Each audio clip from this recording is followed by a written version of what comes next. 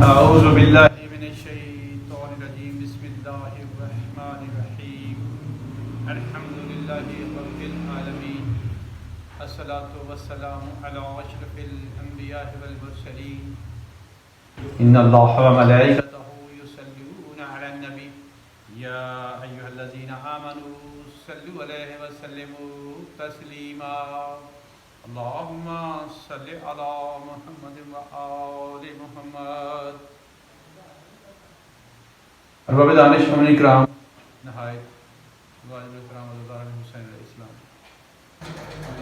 میری خطابت کا آج کا عنوان جو ہے وہ امامت پر ہی ہے، اور امامت اور خطابت میں جو ہم نے رکھا ہے موضوع، اس پہ آج یہ نشست ہے کہ پچھلی جو میرے ساتھ رہے ہیں اٹیچ رہے میرے ساتھ دعوت ذوالعشیرہ کا موضوع چل رہا تھا، اس کا بقیہ حصہ پیش کرنے لگا ہوں۔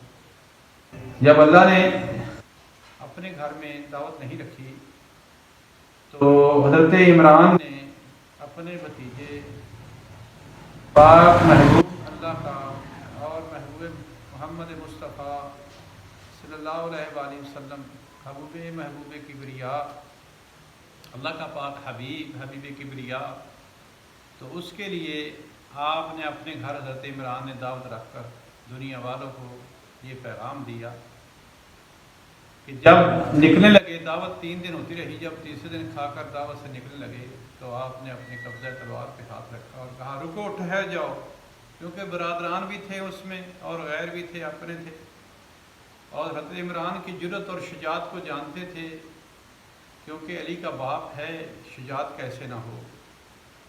تو جب اعلان کیا تو میرے پاک نبی نے اعلان کیا، میں اللہ کا بھیجا ہوا نبی ہوں، خاتم النبیین ہوں، آخری نبی ہوں، تمام نبیوں کا سردار ہوں، اللہ مجھ پہ وحی دے رہا ہے، میرے قلب پر قرآن نزول ہو رہا ہے، تو کلمہ حق پڑھ لو۔ تو سب سے پہلے جو ہے میرے پاک نبی نے اللہ کی وحدانیت توحید کا اقرار کیا اور سب سے کہا پڑھو لا الہ الا اللہ، نہیں کوئی عبادت کے لائق سوائے مگر اللہ کی۔ اور فوری پاک علی المرتضیٰ، اپنی 9 سالہ ایج تھی آپ کی، ظاہر 11 میں لکھی گئی ہے، اٹھے اور فوری کہتے ہیں محمد الرسول اللہ ہے، آپ محمد کے رسول، آپ محمد اللہ کے رسول ہیں، میں علی گواہی دیتا ہوں اشہد ان محمدً عبدہ ورسولہ۔ تو آپ اللہ کے عبد بھی ہیں، رسول بھی ہیں۔ تو پاک نبی نے فوری فرمایا علی ولی اللہ ہے، آپ ہی میرا حق کا خلیفہ ہیں۔ تو خلیفہ تو دوستو دعوت ذوالعشیرہ پہ چن لیا۔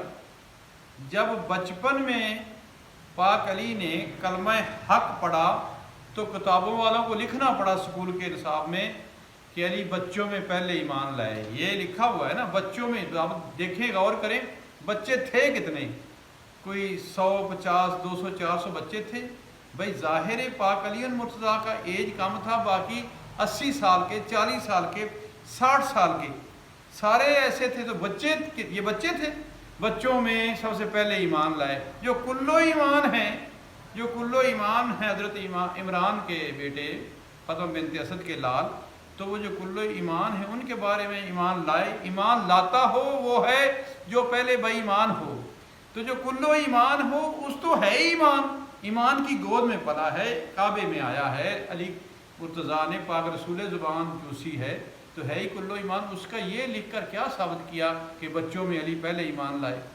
معلوم ہوا کچھ ایمان بعد میں لائے تھے، 40 سال 50 سال 60 سال بعد، ان سے مقابلہ کروا دیا کہ علی بچوں میں پہلے ایمان لائے۔ اب بچے تو دیکھو، ان کی ایجیں دیکھیں تو دوستو، اب یہ دیکھیں ایک بچہ دیکھیں ذرا، 40 سال 45 سال آپ کی ایج ہے، تو اس پہ کوئی بھی کتاب میں لکھا ہوا ہے جب ایمان نہیں لائے تھے، نبی کو قتل کرنے جا رہا، تو راستے میں ان کی بہن جب گھر گئے تو قرآن پڑھ رہی تھی، ابھی قرآن نزول نہیں ہوا تو پہلے اس کے پاس قرآن بھی پہنچ گیا۔ دیکھو سوچنے، عقل کا نام، جہاں عقل ہے وہاں دستک ہے، عقل سے دین سمجھا جاتا ہے۔